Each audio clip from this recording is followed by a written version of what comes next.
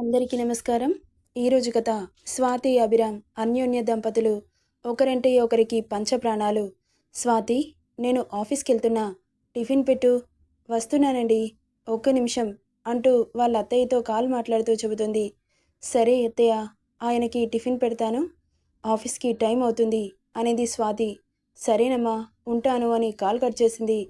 ఏమంటుందమ్మా? ఏం లేదండి, ఊర్లోకి రాక చాలా రోజులవుతుంది, మనతో పూజ చేయిస్తాను అంటుంది. మీకు చెప్పమని చెప్పింది.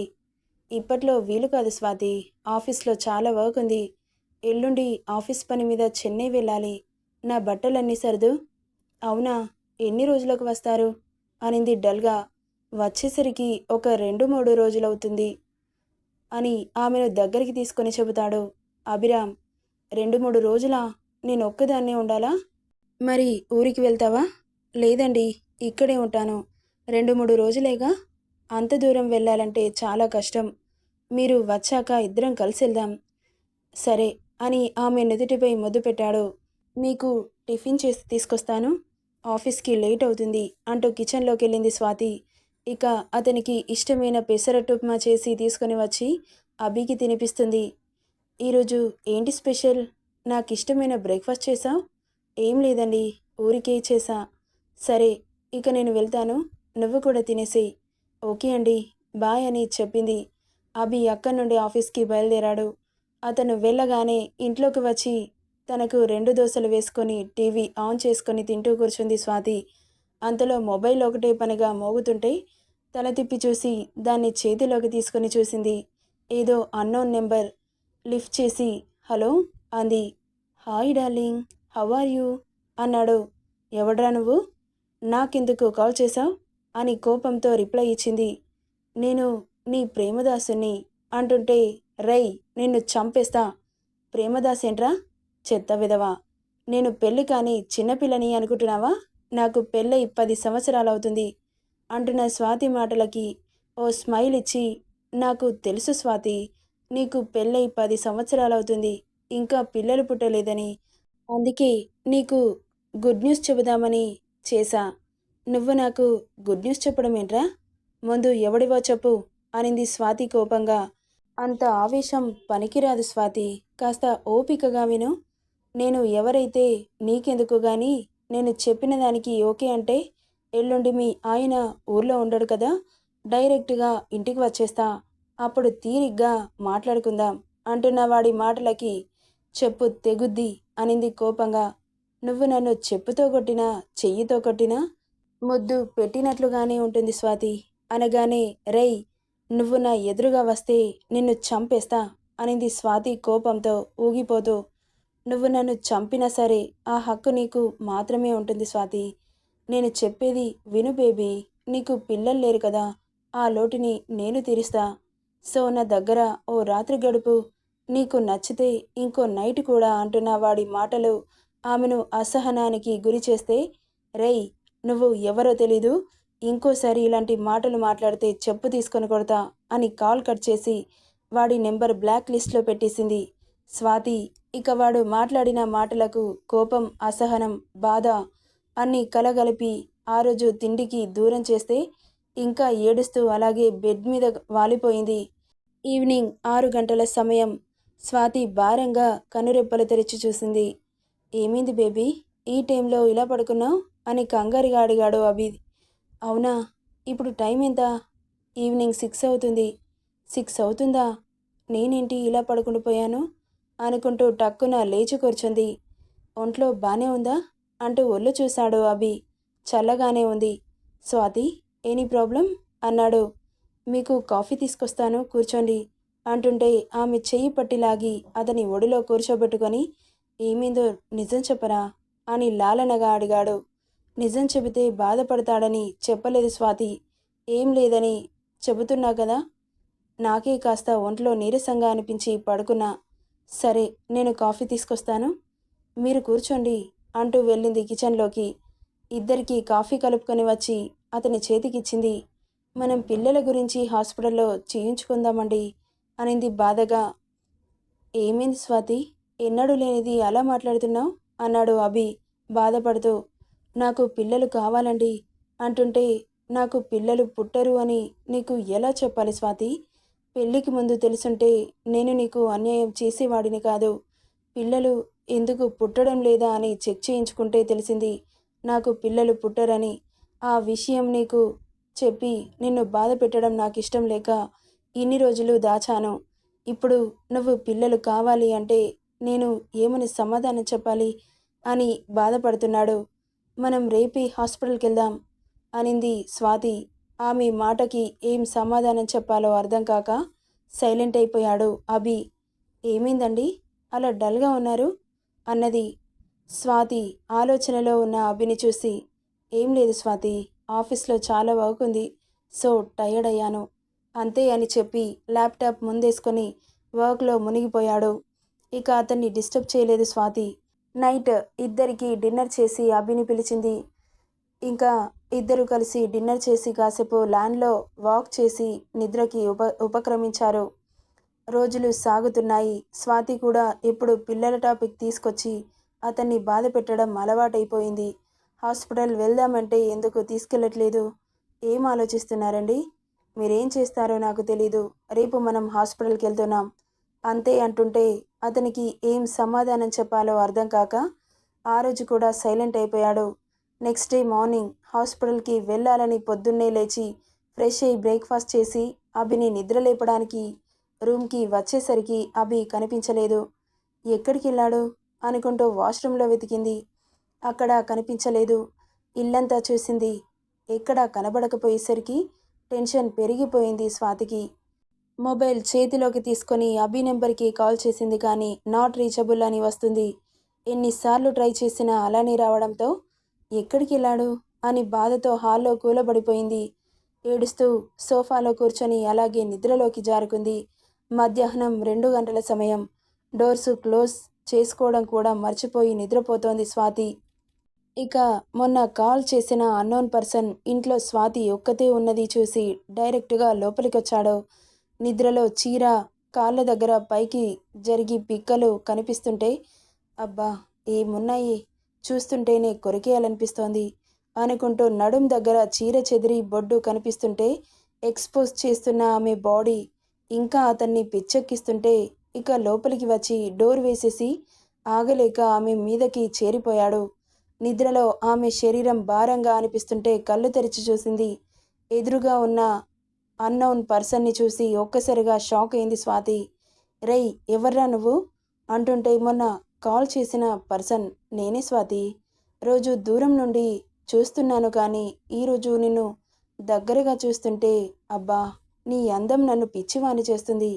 ఏమున్నావే, నీతో ఒక రాత్రి గడిపితే చాలు నా జన్మ ధన్యమవుతుంది అంటున్న వాడి మాటలకి పిచ్చి కోపం వస్తుంటే వాడిని దూరం నెట్టడానికి ట్రై చేస్తుంది స్వాతి. వాడి బలం ముందు ఆమె బలం సరిపోక ఎందుకు స్వాతి నన్ను దూరం పెడుతున్నావు? నన్ను నీ వాణ్ణి చేసుకో, నీకు అంతులేని సుఖాలనిస్తాను. మీ ఆయనకు ఎలాగో పిల్లలు పుట్టరు కాబట్టి నేనే నీ కడుపులో కాయ కాసేలా చేస్తాను అంటుంటే ఒక్కసారిగా షాక్ గురైంది స్వాతి. ఏంటి నువ్వు అనేది? మా ఆయనకి పిల్లలు పుట్టకపోవడం ఏంటి? అవును స్వాతి, నీకు తెలీదా? మీ ఆయనకు పిల్లలు పుట్టరు.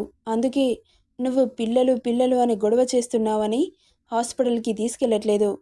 ఆయనకు పిల్లలు పుట్టరని మీకు తెలిస్తే నువ్వాడిని ఎక్కడ వదిలేసి వెళ్ళిపోతావో అన్న భయంతో నీకు చెప్పలేదు అంటున్న వాడి మాటలకి ఒక్కసారిగా ఏం వినిందో అర్థం కాలేదు స్వాతికి. నువ్వు చెప్పేది నిజమా? అవును స్వాతి, అందుకే మనిద్దరం ఒక్కటైతే నా ద్వారా పిల్లలు పుడతారు నీకు. అప్పుడు నీకు పిల్లలు పుట్టలేదన్న బాధ ఉండదు. కాదనకు స్వాతి అంటుంటే ఆ షాక్లో నుండి తేరుకొని రై మా ఆయనకి పిల్లలు పుట్టకపోతేనే నీతో పడుకుంటానని ఎలా అనుకుంటున్నావురా? చెప్పు తీసుకొని కొడతా. నా ఇంట్లో నుండి వెళ్ళు అంటూ ఆమె మీద ఉన్న వాడిని గుండెలపై గుద్దుతూ ఉంటుంది స్వాతి. ఆమె చేతులని గట్టిగా వెనక్కి మడిచి ఏంటే బ్రతిలాడుతున్నాను కదా అని ఎక్కువ చేస్తున్నావు? నాకు నీ అందాన్ని చూసిన తర్వాత నన్ను నేను కంట్రోల్ చేసుకోలేకపోతున్నాను. ఆల్రెడీ నీ అందాలు నన్ను రెచ్చగొట్టాయి. ఇక కంట్రోల్ అవ్వడం నా వల్ల కాదు. నేను నిన్ను ఈరోజు ఎలాగైనా నా సొంతం చేసుకుంటాను. చావనైనా చేస్తాను కానీ అది మాత్రం జరగదు అంటూ గింజుకుంటూ ఉంది స్వాతి. ఆమె చేతులను ఒక చేత్తో లాక్ చేసి ఆమె చీరని విప్పి పక్కన పడేశాడు. ఆమె ఎద పొంగులో బ్లౌజ్ నుండి ఉబికి కనిపిస్తుంటే, అబ్బా ఏమున్నావే, ఇలా గింజుకోకుండా నాకు సపోర్ట్ చేస్తే నీకు స్వర్గం చూపిస్తా, కాదనకు స్వాతి అంటూనే ఆమె చెస్టుపై కొరికాడు. అమ్మా అని అరిచింది. అరవకు అంటూ అతని పెదవులతో ఆమె పెదాలని మూశాడు. మొత్తంగా ఆమె మీద చేరిపోతుంటే నెక్స్ట్ ఏం జరుగుతుందో సెన్స్లోకి వచ్చిన స్వాతి అతని చేతి నుండి ఒక చేతిని ఆమె బలమంతా ఉపయోగించి విడిపించుకొని పక్కన టీపై మీదున్న ఫ్లవర్ వాజ్ అందుకొని వాడి తలపై ఒక్కటిచ్చింది. అమ్మ అని అరిచి అక్కడే కళ్ళు తిరిగి కింద పడిపోయాడు. స్వాతి గబుక్కున లేచి మోకాళ్లలో తలదూర్చి కన్నీటికి స్వేచ్ఛనిచ్చింది. మీకు పిల్లలు పుట్టరని నాకెందుకు చెప్పలేదు అన్న బాధ ఒకవైపు, వాడు బలవంతంగా ఆమెను అనుభవించడానికి ట్రై చేశాడు అన్న బాధ ఇంకోవైపు. ఆ రోజు రాత్రి తాగి ఇంటికి వచ్చిన అభిని చూసి షాక్ అయింది స్వాతి. మత్తులో ఉన్నాడని ఆయనకు అన్నం తినిపించి మార్నింగ్ మాట్లాడుకోవచ్చు అని అభిని బెడ్ మీద పడుకోబెట్టి స్వాతికి నిద్ర రాకపోయినా అతని పక్కనే పడుకొని ఆలోచనలో మునిగిపోయింది. నెక్స్ట్ డే మార్నింగ్ ఎలా రాత్రి కరిగిపోయిందో కూడా తెలియలేదు స్వాతికి. ఆలోచనలతో ఇక పక్కన పడుకున్న భర్తని చూసి ఎప్పుడు లేస్తాడా అని ఎదురు చూస్తూ ఉంది. ఆమె అనుకుంటున్నట్లుగానే కాసేపటికి మెల్లగా కళ్ళు నలుపుకుంటూ కష్టంగా నిద్రలేచాడు. ఎదురుగా ఆమెని చూస్తున్న స్వాతిని చూసి, ఏమైంది స్వాతి, అలా ఉన్నావు? నిన్న మనం హాస్పిటల్కి వెళ్దామని చెప్పాను, ఎక్కడికి వెళ్ళిపోయారు? కాల్ చేస్తే ఎందుకు కలవట్లేదు? అసలేమైంది? ఏం జరుగుతుంది? నాకు తెలియాలి, ఇప్పుడే తెలియాలి అంటుంటే ఏం చెప్పాలో అర్థం కాక మళ్ళీ సైలెంట్ అయిపోయాడు. మిమ్మల్ని అడిగేది అని గట్టిగా అతని కాలర్ పట్టి కుదేసింది. నన్ను క్షమించు స్వాతి, నాకు పిల్లలు పుట్టరు. ఆ విషయం పెళ్ళైన తర్వాతే తెలిసింది. నీకు చెబితే నన్ను వదిలిపెట్టి వెళ్ళిపోతావని ఇంతకాలం చెప్పలేదు అన్నాడు అభి బాధగా. అసలేమనుకుంటున్నారండి? మీకంటే నాకు పిల్లలు ఎక్కువ? ఎందుకు నాకు చెప్పకుండా మీలో మీరే బాధపడ్డారు? అసలు నిన్న ఏం జరిగిందో తెలుసా అంటూ నిన్న జరిగింది చెప్పింది స్వాతి.